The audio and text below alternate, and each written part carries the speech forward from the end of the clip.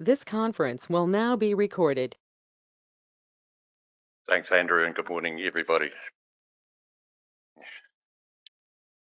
Well, 6 weeks ago, for better or for worse, I decided on my topic for this morning. And at that time, I jotted down a few notes with one of these on a bit of paper. 2 weeks ago, having been kind of busy the previous month, I thought I'd better take a shortcut. And so I Googled the subject. I printed out a couple of papers so I could read through them during lunch breaks to stimulate and build on my thoughts. I ended up reading through them one night in bed, of course, as you do, and already tired, they put me to sleep.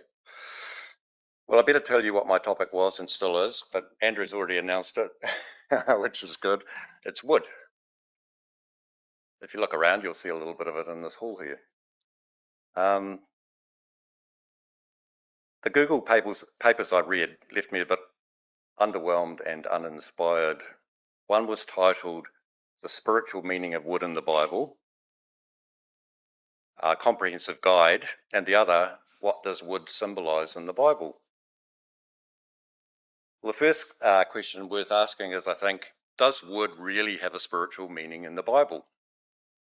Maybe it's only referred to or there because it was commonly available and because contemporary industrial building knowledge and processes made it a handy material to construct and craft things out of. But before moving past these resources, I'll quote a paragraph from one of them just to give you an idea. Here we go, this is the quote. According to Christian scholars, wood in the Bible symbolizes the humanity of Jesus Christ, his sacrifice, and the cross. In the Old Testament, wood was often associated with the Ark of the Covenant and the tabernacle. In the New Testament, the cross made of wood represents the ultimate sacrifice of Jesus Christ for the redemption of humanity, as implied in 1 Peter 2:24 and Galatians 3:13. Theological studies also suggest that wood represents the connection between heaven and earth. It'd be quite a long poll, wouldn't it? And the divine presence. There's no doubt, that was the end of quote, by the way. There's no doubt that wood was the material used in the Ark of the Covenant, the tabernacle, and later for the cross. But, for example, it seems to me that the bread and the wine in front of us, which we share each week, speak more of Jesus' ultimate sacrifice for the redemption of humanity than the wood that the cross was made out of.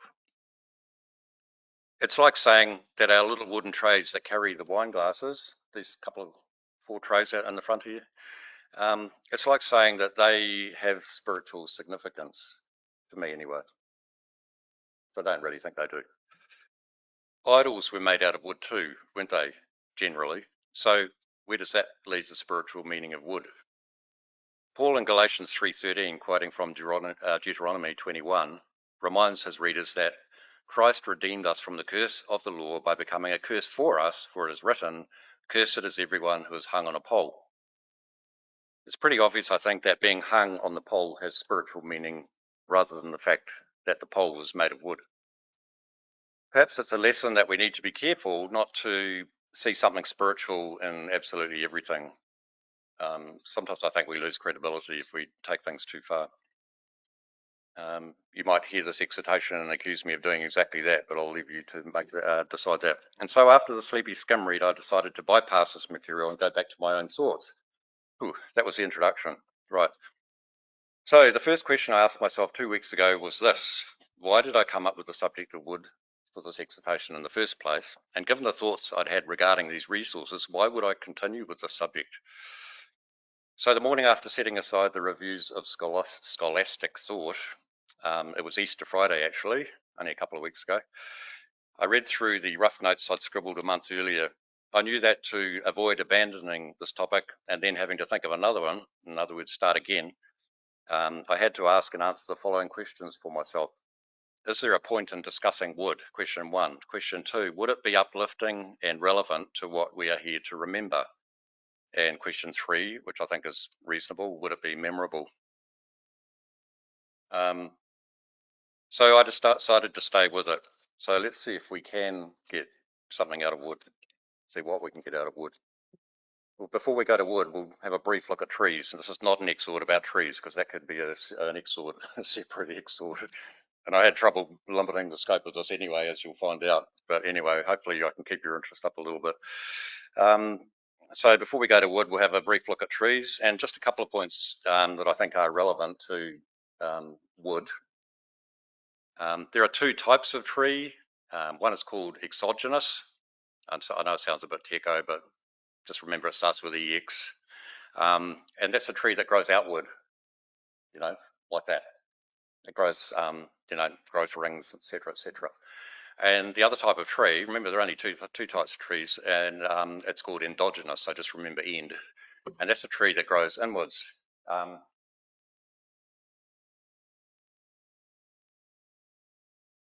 went to New World the other night, and I got this leek, and I got the leek to actually make soup out of. But a couple of days later, after working a bit more on this, I thought, well, I might be able to use that. I'm sorry, it's a bit floppy. It was fresher when I bought it. But I thought it's quite a good indication before we leave endogenous of an endogenous tree. And that's, it sort of grows by doing this, and these die and fall away sort of thing, and grows up through the middle. That's the endogenous. And examples of that are like palm trees, cane, bamboo. Val and Duke aren't here, are they? Not today. They know all about it. Oh, they are. They know all about palm trees. Right. Um, but people aren't like reptiles that shed their skins to grow, so that's why we're leaving endogenous and going on to exogenous. Examples of exogenous trees are pine, oak, mahogany, teak, kauri, matai, cedar, thousands of them, thousands of them.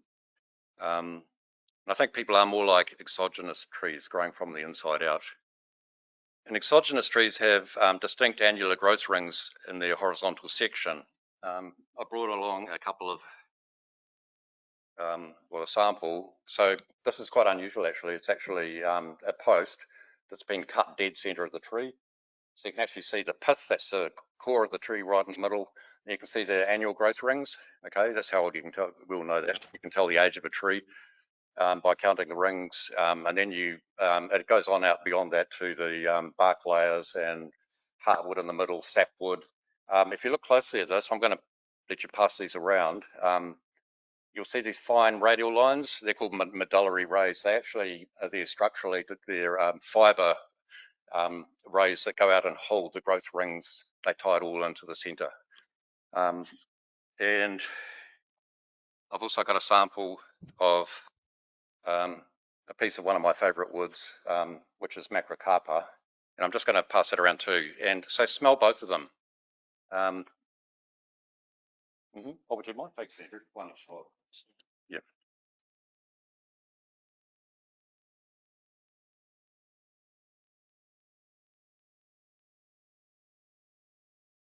Okay, timber used for engineering and structural purposes or building something in generally comes from exogenous trees rather than endogenous trees. Okay. And there are two types of exogenous trees. That's the ones that grow year by year with their rings. Softwood such as pine and hardwood such as mahogany or matai. The other part of a tree useful to consider is bark. The tree bark functions as a protective layer or wrap. It's like our skin, insulating the tree from harsh environmental conditions, preventing water loss and defending against pests and diseases. It also plays a part in nutrient transport within a tree. The outer bark or periderm acts as a barrier to fire damage. It regulates the tree's temperature and so on. There's other things it does, but I'm going to just cut that a little bit short there. Right. Now we're going to think about working with wood and talk about its workability. The process of refining wood and fitting together the components. Mark 6 verse 3 tells us that Jesus was a carpenter. The same account is described in Matthew 13, where Jesus is described as son of a carpenter. Both are probably correct. If Joseph was a carpenter, then it's not hard to imagine Jesus being trained by his stepdad. Of course, the Pharisees were saying Jesus was only a carpenter as a way of discrediting him. carpentry was manual work, so was in the eyes of a Pharisee just another trade, and why would you give any credence to a tradie in their eyes? I think it is reasonable to assume that Jesus had a sound knowledge and understanding of working with wood, though. I'm Wood myself, at least my mum Eileen was, and her dad was. My grandfather Stanley Wood worked with wood quite a lot. So did my uncle Len Wood, first as a farmer and later as a retiree, so it became more of a hobby rather than a necessity. Right, I'm doing a Robert here. I've got a box.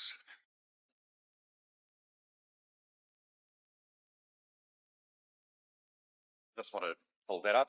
This is what my uncle Len made, and he made this one for me. I put it up on our fence where we used to live in Auckland, and unfortunately it blew off the fence and broke various parts of the wing structure particularly. And it sat in my workshop for about 12 or 13 years until one day I thought, no, I've got to repair this and so on. But basically, it turns in the direction of the wind, and it doesn't take too much wind to get going. And then these guys, of course, rotate majorly like that. So just an example of something you can build out of wood, but crafted a one-off, and obviously something that he loved doing. He made one for each of his children, and I was lucky enough as a nephew to get one.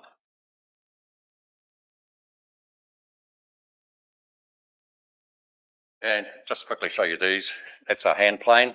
It's quite a big hand plane. It's not the biggest one I've got. I've got a bit of a collection of them just because they're made out of wood, and I love wood. There's a little baby one. Yeah. Right. My mum's dad used to take his kids and grandkids into the bush that surrounded the motor camp, and that was located up north between Kaioi and Whangaroa, and taught them how to identify the different native trees. He used to cut and burn manuka or tea tree and kanuka wood to keep his family warm and fed. They had a wood stove. I remember waking up in the mornings and smelling the tea tree burning wood stove. It's the most beautiful smell that I will never forget. I think I can also remember wafts of porridge cooking on the wood stove too. Yeah, so wood's in my blood. When I retired from architecture and left city life, I sought a position in a local timber yard at Waiuku. I felt and still do quite at home there. I've worked there part-time for 10 years now. I also set up a workshop at home at Matakawa so I could work from home in the chalkboard company. Well, it was one day 6 weeks ago when I was designing, then making for a customer a one-off easel capable of supporting a very large chalkboard, that I was inspired to make wood the subject of this exhortation. So that answered the question on that one. What was the inspiration? It is the process that is inspirational. You start with some lengths of wood already debarked, milled, dried, and machined down to dress four sides, or D4S. Each step in the process reducing the wood's cross section or its dimensions, then cutting them to measured lengths and required angles, some drilled, some housed for connections, then orbital sanded, then fine hand sanded, so they're nice to hold and softer in appearance. Result is a series of crafted components ready for finishing and assembly. Ooh, the components become something more than just pieces of wood. And that's what I love about working with wood. You start with a piece of wood and you end up with something much more than a piece of wood. And I know people, Stephen here with his boat building, and anyone who's worked with wood will, I'm sure, know and understand that. I'm not saying I'm the only one who's experienced it. The applied finish in this case, in this easel, was wood oil, and once applied and dry, the components are assembled into the whole with hinge, chain, and screws installed and attached. The whole is something much more than the sum of its parts. So the process of turning sticks of wood into an object is a rewarding creative process, especially when it's a one-off. And then there is the pleasure you get from doing something well and taking pride in your work. I'm sure that Jesus in his carpentry days would have experienced and appreciated this. Wood is a beautiful natural material. There are so many types of wood with so many different properties and characteristics available. It has so many uses and as compared to other materials, so easily worked. You select the best wood for your intended creation, depending on its properties or characteristics. You may combine different types of wood depending on what you're making.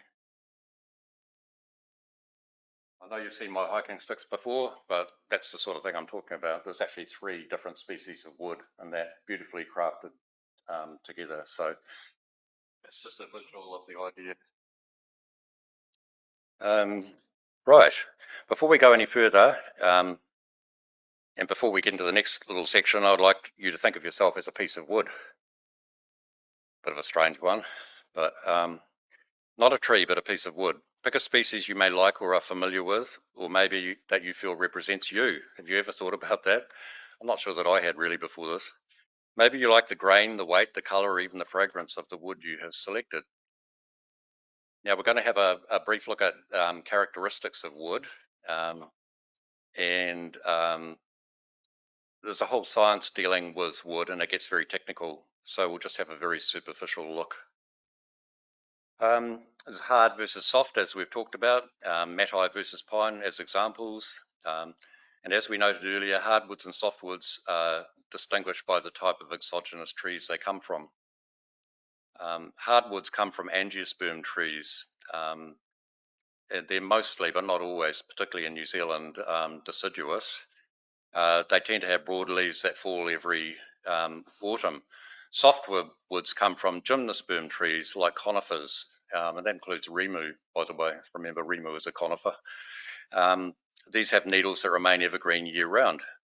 Classifying wood as either a hardwood or softwood comes down to its physical structure and makeup, and so it's overly simple to think of hardwoods as being hard and durable compared to soft and workable softwoods. This happens to be generally true, but there are exceptions, such as the cases of wood from yew trees. That's a softwood that's relatively hard, and wood from balsa trees, and that's, would you believe it? It's balsa. You know, if you've made model airplanes or something, you probably used balsa wood as a kid. It's very light and flexible, and unless you bend it too far, of course. But it's actually a hardwood. Whereas if I'd been asked, I would have said it was softwood, definitely. Most softwoods have a lower density than most hardwoods. Softwoods are generally more porous than hardwoods. Softwood is typically faster growing than hardwood and is therefore generally not as expensive. Density versus porosity. Wood grain is the longitudinal arrangement of wood fibers or the pattern resulting from such an arrangement, and it varies being either hard or softwood by being either hard or softwood, and grain differs from species to species and even within a particular species, and even within the same species depending on where the cut has been taken on the tree.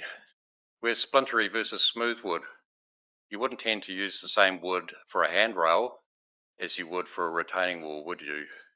I mean, it wouldn't matter if you used soft, smooth wood for a retaining wall, but why would you pay all that money for it? You probably use some rough sawn timber, but a handrail, you definitely want it smooth, don't you? You don't want splinters and all that kind of thing. So splintery versus smooth, strong versus weak. Strength is the sum of compressive strength and stiffness and determines the amount of load a piece of wood will support. Heavy versus light. Hardwoods have strength, but they're also generally heavy. Softwoods are generally light, but not as strong as hardwoods. And water has a big role to play in the weight of wood. If any of you have picked up any wet framing timber even, it can be 2 or 3 times as heavy as dry timber. And I'm speaking from experience there, I can tell you that. There's some profiles that I actually won't lift by myself if they're wet because they're just too heavy. I'll use the fork hoist. So it's heavy versus light, heart versus sap. Heart's the timber. If you're looking at that little the concentric rings on that sample, the heartwood's nearer the pith of the tree and the sapwood's nearer the newer growth on the perimeter of the tree. So it's so you've got heart and sap. Then you've got knots versus clears. Some trees are very knotty and others aren't. It depends also where in the tree that it's taken from.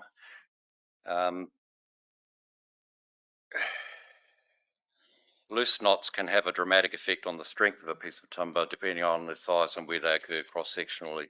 Flexibility, how bendable it is versus inflexibility, and examples might be pine versus jarrah, something like that.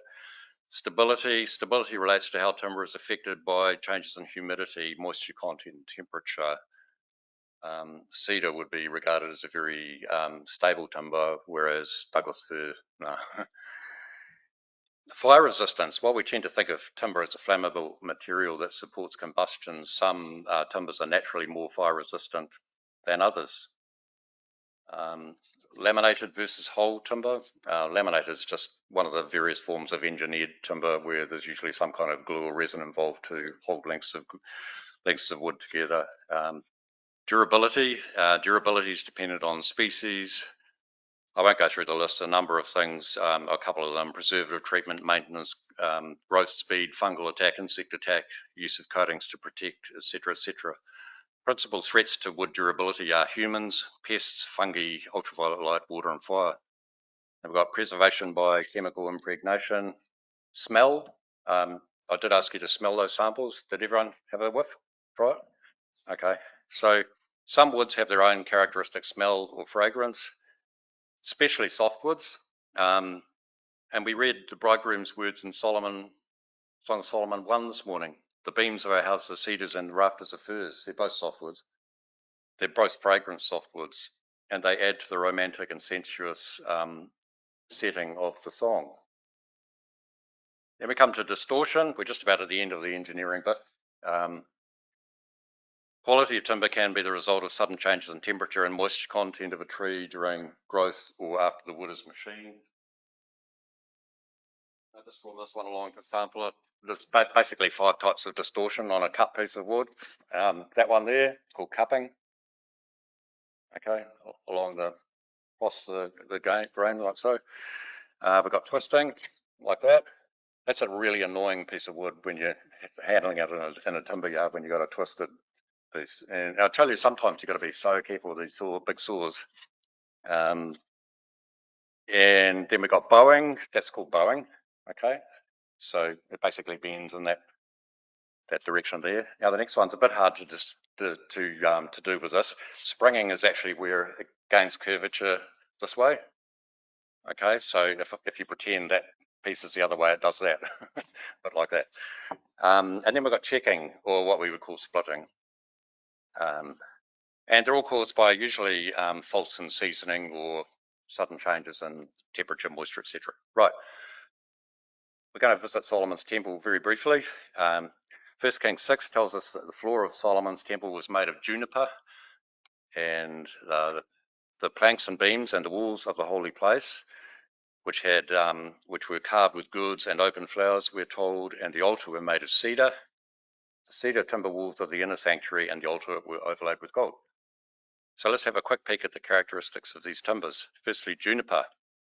You might get a surprise on this. It surprised me. Does anyone know juniper wood, anything about juniper wood or anything? Okay, that's fine, because I didn't know that. Juniper wood is a strong and dense, yet very workable softwood. So just think of these characteristics when you think of Solomon's temple being built, and maybe why these particular woods were chosen apart from availability. It is long-lasting and has exceptional rot and decay resistance. The trees produce formaldehyde, which is a natural insecticide. Also has some unique bending properties and believe it or not, can be tied into intricate knots without splitting after being soaked in hot water. So that's juniper, right? Now here's the surprising bit, to me it was, juniper is also known as Cedrus libani. Anyone know what that is? Yeah, cedar of Lebanon, which is a conifer. So juniper is cedars of Lebanon, cedar of Lebanon. Juniper wood smells strongly yet pleasantly, like camphor tree oil. It is also known as red cedar, as heartwood is yellow-brown with a reddish purple or crimson tint. Compared to pine, juniper is stronger and 70% stiffer. So, good for floorboards in the temple. Second, cedar. Cedar is a genus and includes many, around 15 species of wood, which vary in colour, hardness and rot resistance.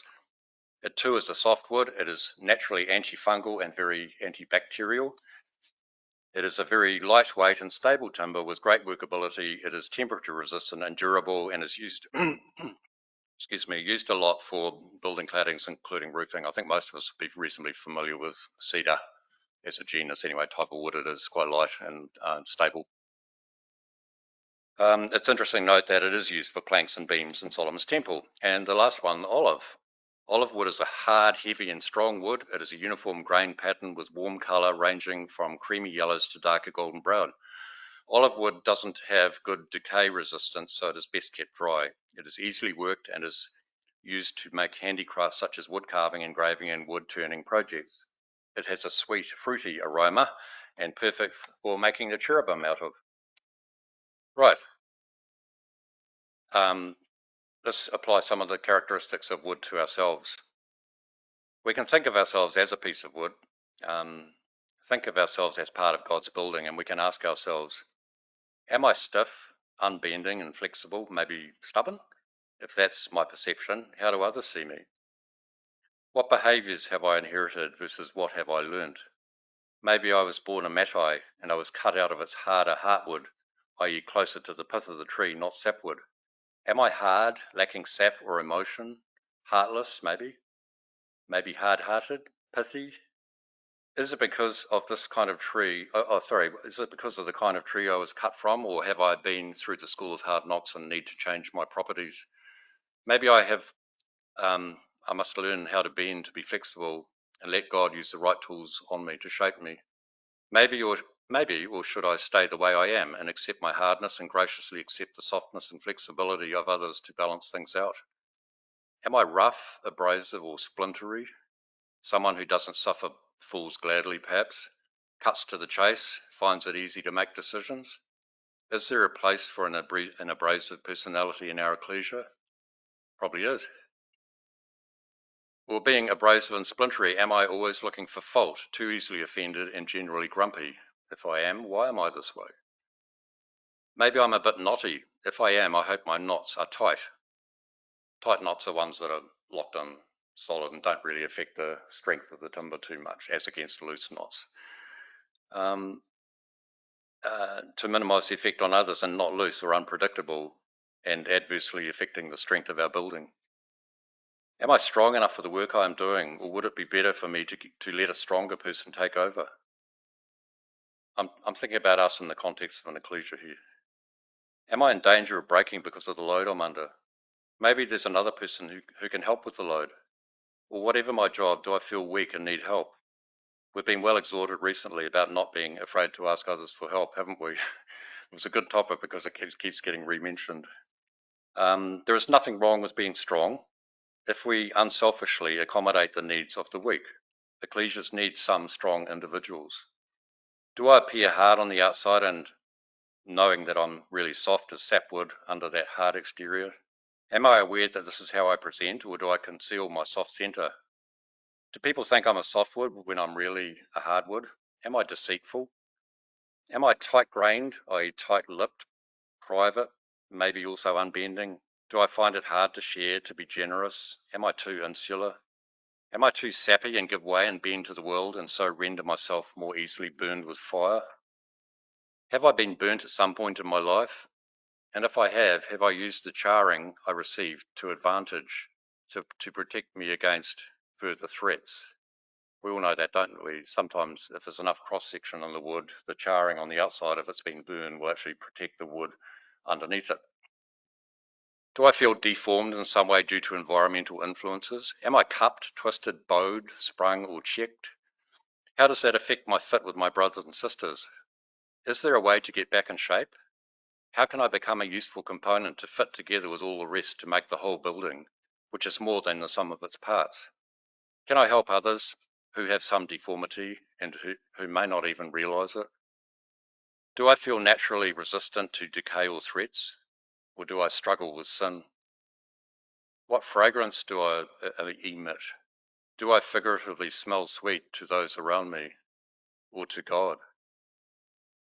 If people are like trees, then with the fall, back with Adam and Eve, we lost our protective bark or wrap and became like milled wood, subject to defects and decay.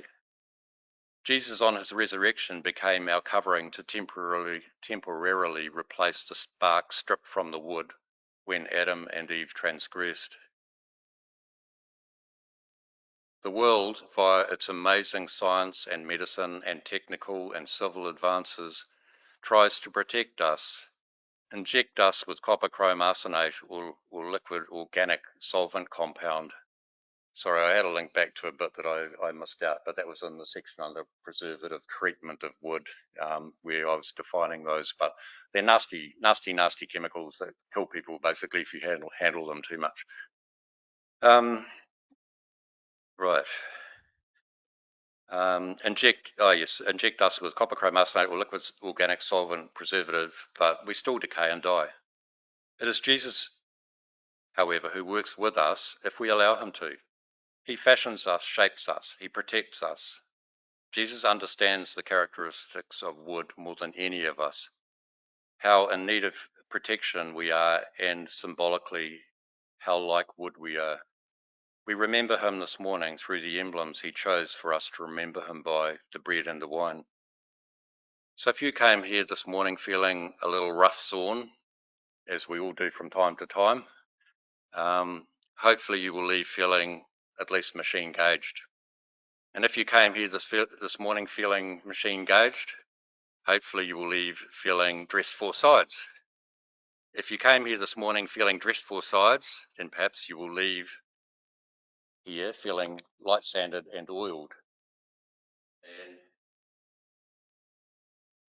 I think it's the last item out of my box. Oh, you can't see it quite so clearly, but this is a piece of, anyone like to guess what that is?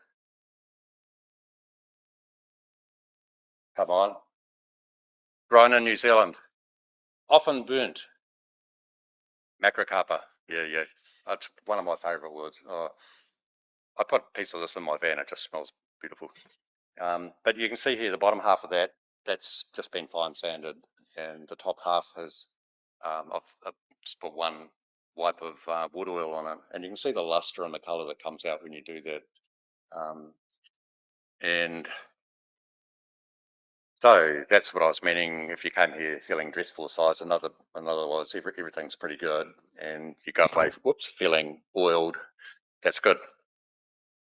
Right, very last section, I promise, and I know I've been way too long, I'm sorry, but I've got to see this through. So now thinking in terms of more the ecclesia than individuals that make up the ecclesia. So continuing the thought that the ecclesia is an assembly of different types of wooden components. Oh, by the way, it's only that much left out of that. Each piece shaped performs some function and to fit together to make a building. And I quote here from Ephesians 4:15 that we read. Instead, speaking the truth in love, we will in all things grow up into him who is the head, that is Christ. From him, the whole body, joined and held together by every supporting ligament, grows and builds itself up in love as each part does its work. And next, 1 Corinthians 3, verse 12. What after all is Apollos? What is Paul? Only servants through whom you came to believe, as the Lord has assigned to each task.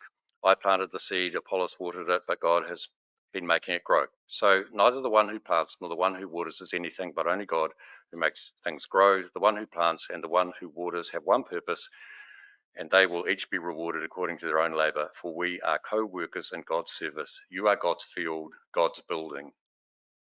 Interesting that he talked about field and then added the building bit too. As individuals, we can all do our part in building God's building. We can each take pleasure in shaping ourselves and each other and doing it well and to the best of our ability, so we can neatly interlock each individual component and grow the body of Christ under his protective covering. But if we are warped or bowed or twisted, it makes that hard to happen. It makes fitting the parts together so much harder. It makes the adjoining pieces feel uncomfortable. Working with deformed materials is not really a fun experience. As we noted earlier, and I repeat again, an assembled wooden object is a good example of the whole being more than the sum of its parts. Paul continues, by the grace God has given me, I laid a foundation as a wise builder, and someone else is building on it, but each one should build with care. For no one can lay any foundation other than the one already laid, which is Jesus Christ. If anyone builds on this foundation using gold, silver, costly stones, wood, hay, or straw, their work will be shown for what it is, because the day will bring it to light. It will be revealed with fire, and the fire will test the quality of each person's work. If what has been built survives, the builder will receive a reward. If it is burned up, the builder will suffer loss. This bit's interesting, isn't it? But yet will be saved, even though only as one escaping through the flames. Personally, I'm happy to think of myself building in wood, better than hay or straw, which is too easily burned, and costly stones, which are much more unworkable. I think it can be useful to think of ourselves in this way. when we identify ourselves as and label ourselves as elect and or saints, and don't worry, I understand the context and I know it's scriptural. I'm not saying we should not use those words or refer to ourselves in the right situation using them. But it does feel to me sometimes too much like we consider ourselves to be already diamonds or costly stones. We may be in God's eyes. We know that David was, God says he's a man after my own heart. And in terms of what we have been offered, but the reality may be a little different. We're still human and we are pre-judgment. Jesus is, in wood terms, like us in makeup, but is not subject to decay because of his obedience. He is our covering. We, however, are still milled and with no natural bark covering to protect us. Our covering before our resurrection is Christ. Those of us who feel like we are building with wood, even struggling with straw, may feel discouraged by the well-intentioned assurances of those who feel like they are already precious stones. We may be precious stones in God's eyes, but I'm talking about how we perceive ourselves. Jesus was a carpenter, not a jeweler. If he thinks our house is good enough in wood, then if he wants to receive our offering as gold or silver or costly stones, that's up to him. Or he could even overlay our wood with gold if he chooses to. We should wait to be invited to the front if Jesus thinks we deserve it, not walk straight up to the front and sit down only to be told that the front row seats have been reserved for someone else. I prefer, this is my preference, to think of myself as wood, and I prefer to be in a wooden ecclesia made up of shaped and molded wood components being continuously fitted together rather than a diamond ecclesia. Our meeting this morning and our sharing of the real emblems, the bread and the wine, should be a fragrant offering to God. The combined fragrance of so many pieces of wood assembled here in this place. We read from Ephesians 5 this morning. Follow God's example, therefore, as dearly loved children, and walk in the way of love, just as Christ loved us and gave himself up for us as a fragrant offering and sacrifice to God. Thank you for your endurance.